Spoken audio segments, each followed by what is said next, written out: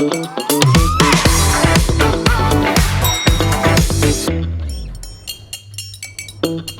இல்லாம colour print பண்ணுங்க, அதுவும் மிக குறைஞ்ச விலையில. Epson EcoTank printers. இது வெறும் ஃபேபுலஸ் இல்ல, இது டோட்டலி பிரிண்டபிளஸ். அமைச்சர் அண்ணன் கே நேரு அவர்களே, அண்ணன் மா சுப்பிரமணியம் அவர்களே, அண்ணன் சேகர்பாபு அவர்களே, மாநகர மேயர் வணக்கத்திற்குரிய சகோதரி பிரியா ராஜன் அவர்களே, வந்திருக்கக்கூடிய சட்டமன்ற உறுப்பினர்கள் திரு பரந்தாமன் அவர்களே, அண்ணன் மாதவரம் சுதர்சனம் அவர்களே, அண்ணன் ஆர் டி சேகர் அவர்களே, அண்ணன் மயிலை வேலு அவர்களே, திரு ஐட்ரீம்ஸ் மூர்த்தி அவர்களே, சகோதரர் பிரபாகராஜா அவர்களே, அண்ணன் அரவிந்த் ரமேஷ் அவர்களே, அண்ணன் ஜோசப் சாமுவேல் அவர்களே, சகோதரர் வெற்றியழகன் அவர்களே, அண்ணன் காரப்பாக்கம் கணபதி அவர்களே, மாநகராட்சியுடைய துணை மேயர் அண்ணன் மகேஷ்குமார் அவர்களே, அரசனுடைய கூடுதல் தலைமை செயலாளர் திரு அத்துல்யா மிஸ்ரா ஐஏஎஸ் அவர்களே, மாநகராட்சி ஆணையர் திரு குமரகுருபரன் ஐஏஎஸ் அவர்களே, எஸ்டிஏடியுடைய மெம்பர் செக்ரட்டரி திரு மேக்நாத் ரெட்டி ஐஏஎஸ் அவர்களே, மாநகராட்சி உயர் அதிகாரிகளே, மாநகராட்சியுடைய நிலைக்குழு தலைவர்களே, மண்டல குழு தலைவர்களே, மாமன்ற உறுப்பினர்களே, வந்திருக்கக்கூடிய உள்ளாட்சி அமைப்புகளுடைய பிரதிநிதிகளே, கேரம் வீராங்கனை சகோதரி கீர்த்தனா அவர்களே, கூடைப்பந்து வீராங்கனை சகோதரி ஸ்ருதி அவர்களே, காணொலி காட்சி மூலமாக வீடியோ கால் மூலமாக இந்த நிகழ்ச்சியில் இணைந்துள்ள பல்வேறு மாவட்டங்களைச் சேர்ந்த மாவட்ட ஆட்சித்தலைவர்களே, அமைச்சர் பெருமக்களே, சட்டமன்ற உறுப்பினர்களே, விளையாட்டு வீரர்களே, வீராங்கனைகளே, கழக நிர்வாகிகளே, எஸ்டிஏடி அலுவலர்களே, அனைவருக்கும் முதல் என்னுடைய மாலை வணக்கத்தை தெரிவித்துக் கொள்கின்றேன். முதலமைச்சருடைய உத்தரவுக்கு இணங்க தமிழ்நாடு முழுவதும் இருக்கக்கூடிய அனைத்து நகர்ப்புற உள்ளாட்சி அமைப்புகளுக்கு இன்றைக்கு கலைஞர் ஸ்போர்ட்ஸ் கிட் என்ற திட்டத்தை இங்கே வழங்கியிருக்கின்றோம். இன்றைக்கு சென்னை, கோயம்புத்தூர், திருவள்ளூர், திருப்பூர் ஆகிய மாவட்டங்களில் உள்ள அனைத்து உள்ளாட்சி அமைப்புகளுக்கும் இந்த கலைஞர் ஸ்போர்ட்ஸ் கிட் இன்னைக்கு கொடுக்க இருக்கின்றோம். தமிழ்நாட்டின் ஒவ்வொரு மூலை முடுக்கில் இருந்தும் திறமையான விளையாட்டு வீரர்கள் உருவாக்க வேண்டும் என்பதுதான் முதலமைச்சருடைய ஒரே நோக்கம், இந்த அரசினுடைய ஒரே லட்சியம். சென்ற 2024 ஆண்டு இந்த திட்டத்தை முதலமைச்சர்கள் துவக்கி வச்சாங்க. ஏற்கனவே அனைத்து கிராமங்களுக்கும் இந்த கிட்ஸ் போய் சேர்ந்திருக்கு. கிட்டத்தட்ட 12,500 ஊராட்சிகளுக்கு 85 கோடி ரூபாய் மதிப்பீட்டில் ஏற்கனவே இந்த கிட்ஸ் கொடுக்கப்பட்டிருக்கு. அதற்கு கிடைச்ச மிகப்பெரிய ஒரு ரிசப்ஷன் வரவேற்பை பார்த்து நம்முடைய முதலமைச்சர் அவர்கள் கிராமங்களுக்கு மட்டும் இல்ல அனைத்து நகராட்சிகளுக்கும் நகர்ப்புறங்களுக்கும் இந்த கிட்ஸ் கலைஞர் ஸ்போர்ட்ஸ் கிட் கொண்டு போய் சேர்க்க வேண்டும் என்று எங்களுக்கு உத்தரவிட்டிருந்தார். கடந்த மாசம் செங்கல்பட்டுல திட்டத்தை துவக்கி வச்சோம். இன்னைக்கு சென்னை, கோவை, திருப்பூர், திருவள்ளூர் இந்த மாவட்டங்களில் இன்னைக்கு இந்த கிட்ஸ் கிட்டத்தட்ட 3100 கிட்ஸ் இன்னைக்கு விளையாட்டு வீரர்களிடம் வீராங்கனைகளிடம் கொடுக்கப்பட இருக்கு. எல்லா ஊர்லயும் கிராமப்புறங்களில் பாத்தீங்கன்னா கிரவுண்ட் இருக்கும். ஆனா சென்னை மாதிரியான சிட்டிஸ்ல பாத்தீங்கன்னா ஒவ்வொரு தெருவும் ஒவ்வொரு சந்து தான் நமக்கு கிரவுண்ட். உங்க வந்திருக்கக்கூடிய விளையாட்டு வீரர்கள் வீராங்கனைகள் உங்களை பார்க்கும்போது எனக்கு என்னுடைய காலேஜ் டேஸ், ஸ்கூல் டேஸ் ஞாபகம் வருது. விளையாடுறதுக்கு கிரவுண்ட் இருக்காது, நம்ம தெரு தான் நமக்கு கிரவுண்ட். அது கிரிக்கெட் விளையாடும் போது பாத்தீங்கன்னா பால் பக்கத்து வீட்டுக்கு போயிடும், கொடுப்பாங்களா கொடுக்க மாட்டாங்களான்னு அது ஒரு 5 நிமிஷம் வெயிட் பண்ணிட்டே இருப்போம் ஒரு வீட்டுக்குள்ள அடிச்சுட்டு.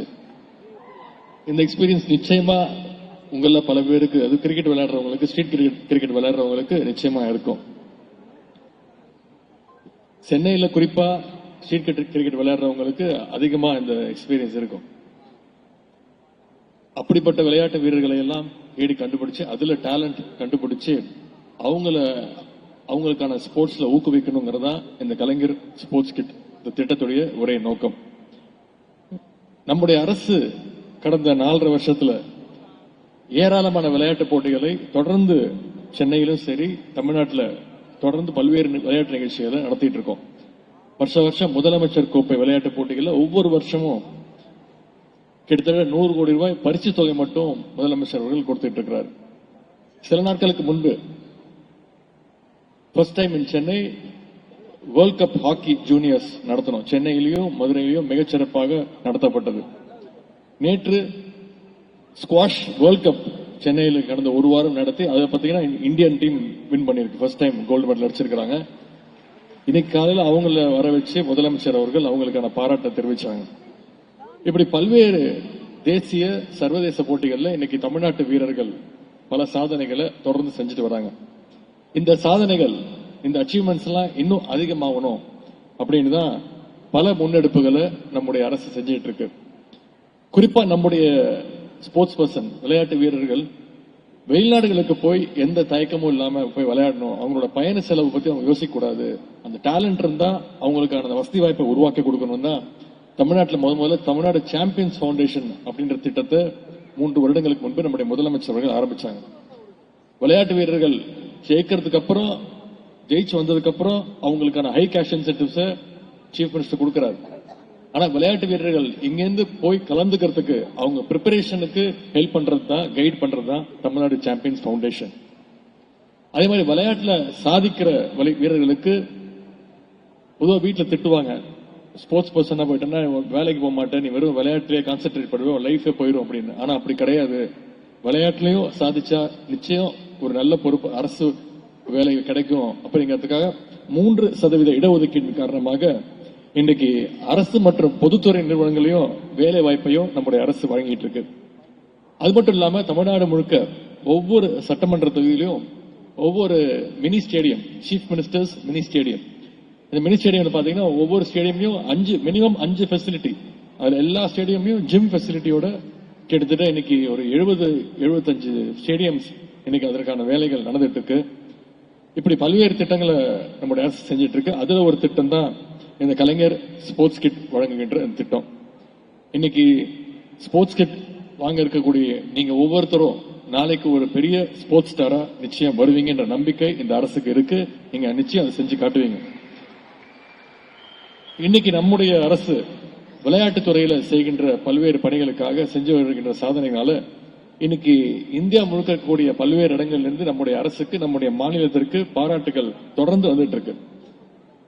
2 நாட்களுக்கு முன்பு டெல்லியில் நடந்த CIA பிசினஸ் ஸ்போர்ட்ஸ் அவார்ட் 2025 நிகழ்ச்சியில the best state for promoting sports development அப்படின்னு ஒரு அவார்டு, அதே மாதிரி ஃபிக்கி டர்ஃப் 2025 அவார்டு கடந்த 3 வருஷத்துல மட்டும் நம்முடைய தமிழ்நாட்டிற்கு 6 அவார்டுகள், 6 விருதுகள் நம்முடைய அரசுக்கு கிடைச்சிருக்கு. இதுக்கெல்லாம் கவர்மெண்ட் மட்டுமே, அரசு மட்டுமே காரணம் கிடையாது. இதற்கெல்லாம் இங்க வந்திருக்கக்கூடிய தமிழ்நாட்டில் இருக்கக்கூடிய ஸ்போர்ட்ஸ் பர்சன், விளையாட்டு வீரர்களும் வீராங்கனையும் அவங்க அச்சீவ் பண்றாங்க. அதற்கு சேர்த்து ரெக்கக்னிஷன் தான் இந்த அவார்ட்ஸ். அப்படிப்பட்ட பெருமை மிகு வீரர்கள்ல 2 பேர் இன்னைக்கு உங்க முன்னாடி இந்த ஸ்டேஜ்ல உட்கார்ந்து இருக்கிறாங்க. புதுவண்ணாரப்பேட்டையை சேர்ந்த கேரம் வீராங்கனை தங்கை கீர்த்தனா இங்க வந்திருக்கிறாங்க.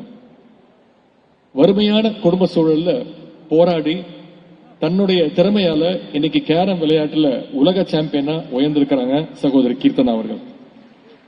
சமீபத்தில் மால்தீவ்ஸ் அங்க நடந்த உலக கோப்பை கேரம் போட்டியில சிங்கிள்ஸ், டபுள்ஸ், டீம் மேட்சஸ் எல்லாத்திலையும் கோல்டு மெடல் அடிச்சுட்டு வந்து இங்க வந்து உட்கார்ந்து இருக்கிறாங்க, சாதனை படைச்சிருக்கிறாங்க.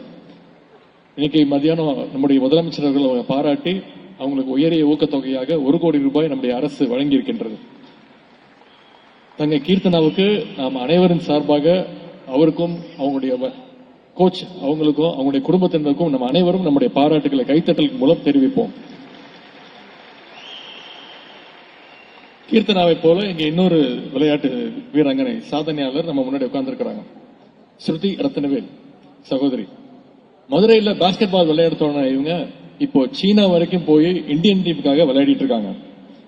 2025 மட்டும் தேசிய அளவிலான நேஷனல் கேம்ஸ்ல மட்டும் 2 கோல்டு மெடல், 1 பிரான்ஸ் மெடல் ஜெயிச்சு சாதனை படிச்சவங்க தான் சகோதரி ஸ்ருதி ரத்னவேல்.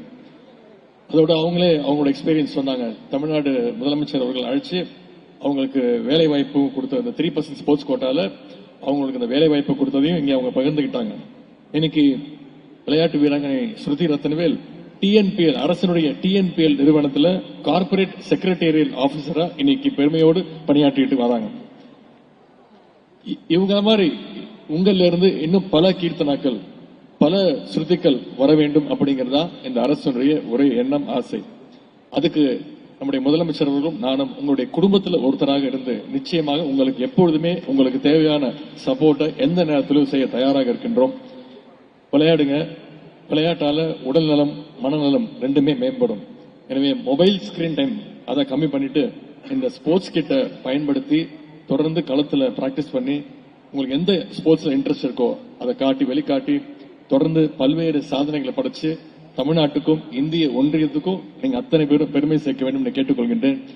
இந்த ஸ்போர்ட்ஸ் கிட் உபகரணங்களை தயவு செய்து பத்திரமா பாதுகாக்குங்க, பராமரிங்க, பத்திரமா வச்சுக்கோங்க, தொடர்ந்து யூஸ் பண்ணுங்க. இது நீங்க முறையா அதுக்கான அந்த லெஜரை ஃபில் பண்ணி அதை முறையா பராமரிக்கும்னு ஒரு துறையினுடைய அமைச்சராக உங்களை கேட்டுக்கொள்கின்றேன். எனவே கலைஞர் ஸ்போர்ட்ஸ் கிட் பெற்றிருக்கக்கூடிய அனைத்து விளையாட்டு வீரர்கள், தம்பிகள், தங்கைகள் உங்க அத்தனை பேருக்கும் மீண்டும் என்னுடைய வாழ்த்துக்களை தெரிவித்து விடைபெறுகின்றேன். நன்றி, வணக்கம்.